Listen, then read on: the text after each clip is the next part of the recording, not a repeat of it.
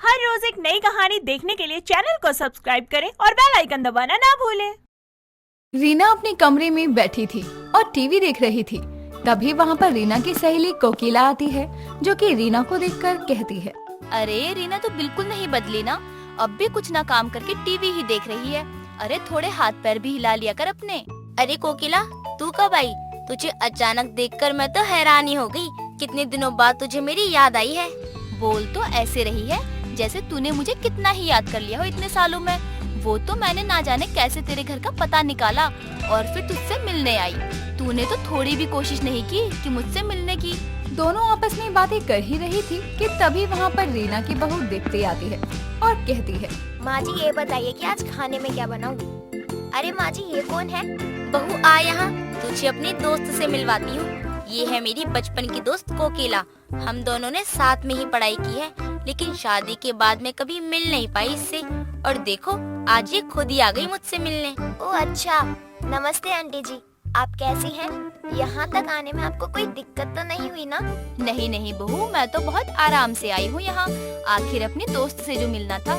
ठीक है आंटी जी, आप दोनों यहाँ बैठकर बातें करो, मैं आपके लिए कुछ खाने के लिए लेकर आती हूँ। इतना कहकर दीप्ति वहाँ से चली जाती है। उसके जाने के बाद में कोकिला रीना से कहती है, अरे रीना, तूने अपने बेटे की शादी भी करवा दी और मुझे बताया भी नहीं। अरे कोकिला, सब इतनी जल्दबाजी में हुआ कि किसी को बताने का मौका ही नहीं मिला। और दीप्ति को तो हम पहले से ही जानते, तो करवा दी शादी। एक बात कहूँ, लड़की मुझे ना कुछ ठीक नहीं लग रही है, थोड़ा संभल कर रहना इससे। अरे कोकिला तू भी ना कुछ भी मत सोचा कर, बहू है वो मेरी, जानती हूँ उसके बारे में सब कुछ। अरे तुम जैसी बेवकूफ औरत ही तो पागल बन जाती है। अरे मेरे पड़ोस में एक विमला रहती है, उसकी बहू भी ऐसे ही बहुत मासूम लगती थी, लेकिन शादी के एक हफ्ते बाद ही सास को नींद की दवा देकर अपने बॉयफ्रेंड के साथ फरार हो गई। तू जो भी बोल, मुझे मेरी बहू पर पूरा यकीन है, वो कभी ऐसा कर ही नहीं सकती। रीना इतना कह ही रही थी कि तभी वहाँ पर दीप्ति आ जाती है, दोनों के लिए नाश्ता लेकर। और फिर कोकिला से रीना कहती है, देखो कोकिला, इतने सालों बाद हम दोनों मिले हैं, तो तुम मत जाना, कम से कम 3 दिन तो रुक कर ही जाओ। अरे कैसी बात कर रही है रीना, इतने दिन भला मैं कैसे रुक सकती हूँ? आंटी जी, माँ जी सही कह रही है, कुछ ही दिनों की तो बात है, आप रुक जाइए। अब तुम दोनों इतनी जिद कर ही रही हो तो रुक जाती हूँ। इतना कहकर वो रुकने के लिए मान जाती है। यूं ही एक दिन और बीत जाता है और अगली सुबह रीना अपने कमरे में कुछ ढूंढ रही थी। तभी वहाँ पर कोकिला जाती है और कहती है, अरे रीना, इतनी सुबह सुबह क्या ढूंढ रही है? मेरे गले में जो सोने की चैन थी ना, वो सुबह से कहीं मिल नहीं रही है। सोते समय मैंने यहीं बैठ के सिरानी रखी थी, लेकिन अब मिल ही नहीं रही। क्या कहा? कहीं नहीं मिल रही? कहीं ऐसा तो नहीं कि तेरी बहू ने उसे चोरी कर लिया हो? अरे एक बार अपने बाकी के सामान को भी देख ले, है या नहीं। वैसे भी सुबह से मुझे कहीं दिखी नहीं है, कहीं वो विमला की बहू की तरफ भाग तो नहीं गई? नहीं, मेरी बहू ऐसा नहीं कर सकती, कभी नहीं कर सकती वो। और वैसे भी एक चैन ही क्यों चुरा कर जाएगी? मुझे क्या पता, एक बार जाकर देख उसके कमरे में है या नहीं वो। कोकिला की बात सुनकर अब रीना जल्दी से दीप्ति के कमरे में जाती है, लेकिन वो अपने कमरे में थी ही नहीं। और अब उसे लगता है कि कोकिला सही कह रही थी, उसकी बहू सच में भाग गई है। और जैसे ही वो पुलिस के पास कंप्लेंट करने जाती है, तभी घर के दरवाजे से दीप्ति हाथ में पूजा की थाली लिए आ रही थी। और उसे देखकर रीना कहती है, इतनी सुबह सुबह कहाँ गई थी बहू? माँ जी पूजा करने मंदिर गई थी। क्या बात है, आप बहुत परेशान लग रही हैं। कुछ नहीं, बस मेरी सोने की चैन नहीं मिल रही है, उसे ही ढूंढ रही हूँ सुबह से। चलिए माँ जी, मैं ढूंढ देती हूँ, वहीं कहीं होगी। इतना कहकर अब दीप्ति रीना के कमरे में उसके साथ जाती है और कमरे में चैन ढूंढती है। जब वो बेड के नीचे देखती है तो वहीं पर रीना की चैन पड़ी हुई थी और वो रीना को चैन उतार कर दे देती है और वहाँ से चली जाती है। फिर रीना खुद से कहती है, हे भगवान, ये क्या कर रही हूँ? अपनी बहू पर शक किया मैंने, वो तो पूजा करने गई थी, मेरी तो मत ही मारी गई है। माफ करना रीना, मुझे जो लगा मैंने वो कहा।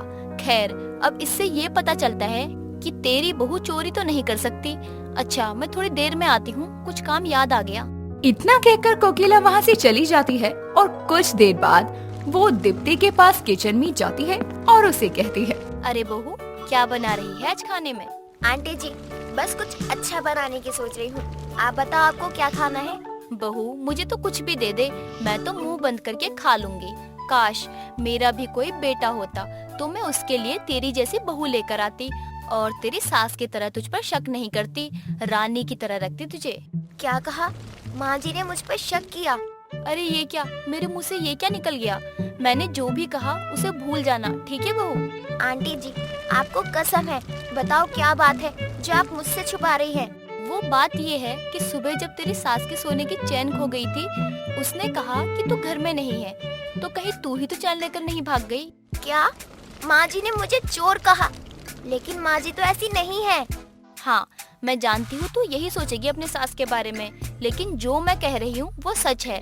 मैंने उसे कहा कि दीप्ति ऐसा कभी नहीं कर सकती है, पर उसने कहा नहीं, ये उसने ही किया होगा। पहले भी कई बार उसने चोरी करते हुए पकड़ा है तुझे। अच्छा, अभी जाकर माँ जी से पूछती हूँ मैं। अरे नहीं बहू, अगर तूने उससे पूछ लिया तो वो मुझसे नाराज हो जाएगी। ठीक है, आपकी खातिर मैं कुछ नहीं कहूँगी उन्हें। इतना कहकर अब वहाँ से कोकिला चली जाती है और दीप्ति ने अपनी सास के बारे में कहा। उसकी बातें रीना को बताती है और दोनों सास बहू की एक दूजे से ही चुगली करती है, जिसकी वजह से रीना और दीप्ति एक दूजे से नाराज हो जाती है और रीना गुस्से में दीप्ति के कमरे में जाती है और कहती है, बहू ये बता, क्या चुगली कर रही थी तू मेरी दोस्त से मेरे बारे में? माँ जी, क्या कहा आपने? मैं चुगली कर रही थी? ये बोलो कि आपने क्या कहा था मेरे बारे में? तू मुझसे सवाल कर रही है? अरे आज तक तो मेरे सामने तेरी जुबान नहीं खोली, तो अब तू मेरी सहेली से मेरी चुगली करेगी? सब बता दिया है मेरी सहेली ने कि तू उसे मेरे पीछे से क्या बोल रही थी। माँ जी, पता तो मुझे चल गया है कि आप मेरे बारे में क्या सोचती हैं। आप मुझे चोर समझती हैं। मेरा छोड़ तू, तूने मेरे बारे में क्या कहा कि मेरी उम्र हो गई है? ऐसा कोई बोलता है कि अपनी सास के बारे में? अरे मैंने तुझे अपनी बेटी की तरह समझा था। लेकिन माँ जी, मैंने तो ऐसा कहा ही नहीं है। तो तुझे क्या लगता है मेरी दोस्त मुझसे झूठ बोलेगी? ठीक है, फिर उनसे ही जाकर पूछ लेते हैं कि सच क्या है।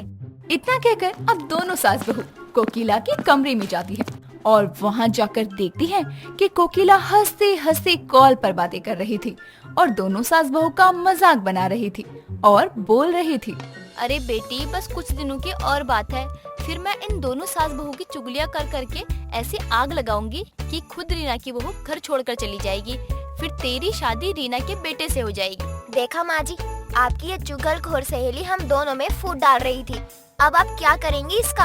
अपनी चुगलखोर सहेली की बात सुनकर रीना कोकिला को घर से बाहर निकाल देती है और घर वापस आने के लिए मना कर देती है। दोस्तों, अगर आपको ये कहानी पसंद आई तो इसे लाइक करें, शेयर करें और कमेंट करके बताएं कि कहानी में आपको सबसे अच्छा क्या लगा।